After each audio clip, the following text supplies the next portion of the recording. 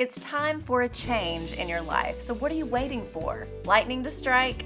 When we see lightning, we know we're about to hear thunder, and rain is usually on the way. Growing clouds, increasing wind, darkened skies are all signs that a thunderstorm is moving in and it's time to get inside.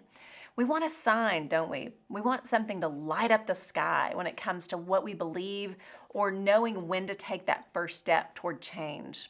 When we're waiting for lightning to strike or a sign from God, we actually could be delaying what God has already prepared and equipped us for and called us to do.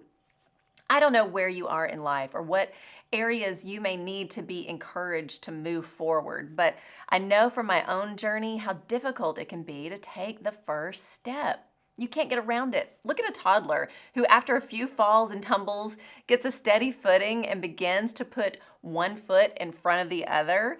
Every step that follows is a result of the first. And what happens is momentum begins to build as you move. Where is God calling you to move in your life?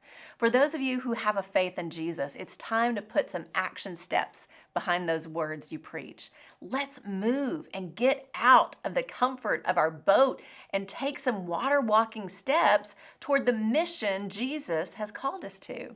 Remember 2 Corinthians 5:7, we walk by faith and not by sight. Maybe even the idea of God calling you to move is absurd to you. Know this, God loves you so much that even in your sin, He made a way for you to be reconciled to Him through His Son Jesus, John 3:16 and Romans 5:8.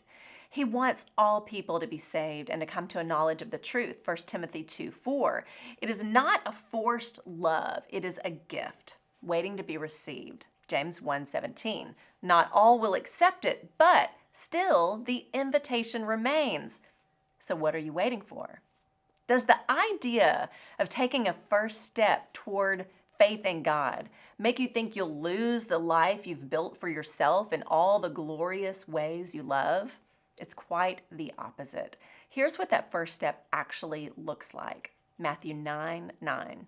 As Jesus went on from there, he saw a man named Matthew sitting at the tax collector's booth. "Follow me," he told him, and Matthew got up and followed him.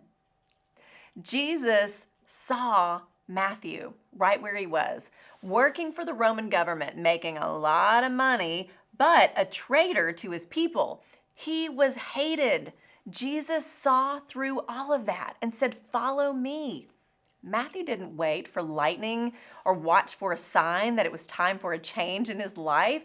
He saw Jesus, and Jesus saw him, and he knew it was time. He heard his voice. He got up and followed him. He left everything to follow Jesus, but what he gained was so much more.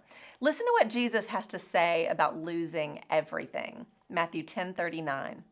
"Whoever finds their life will lose it, and whoever loses their life for my sake will find it." Taking the first step toward the truth of what this life is really all about is the moment you find your life. What you thought it was all about is literally turned upside down. That's what following Jesus looks like. Matthew knew there was more to life. We want it to be all about us all the time. It is not. We are here for one purpose, to bring honor and glory to our Creator by loving Him with our whole heart and life, and by loving those around us as He has loved us. That's the truth. Take a step today. Stop waiting for lightning. It's time. Move into what God has called you to, or maybe your first step is to turn back to God. Wherever you are, God sees you and is whispering your name. That's the only sign you need. I'm Lori Klein.